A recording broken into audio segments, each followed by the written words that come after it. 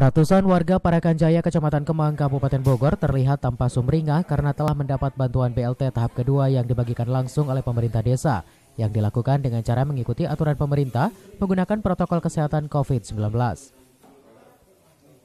Sekretaris Desa Parakanjaya Nur Rahman A menyebutkan sebanyak 144 keluarga penerima manfaat yang terdiri dari 30 RT dan 9 RW di wilayah tersebut telah mendapat bantuan BLT tahap kedua dari Anggaran Dana Desa atau DD.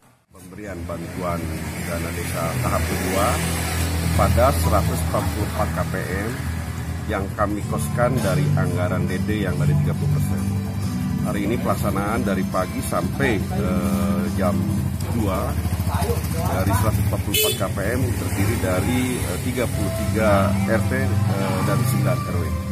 Alhamdulillah pelaksanaan berjalan kondusif berkat kerjasama yang baik antara penerima manfaat, para ketua RT, para ketua RW, juga dibantu oleh Babinsa, Babinmas, serta anggota Limas Desa Parakanjaya.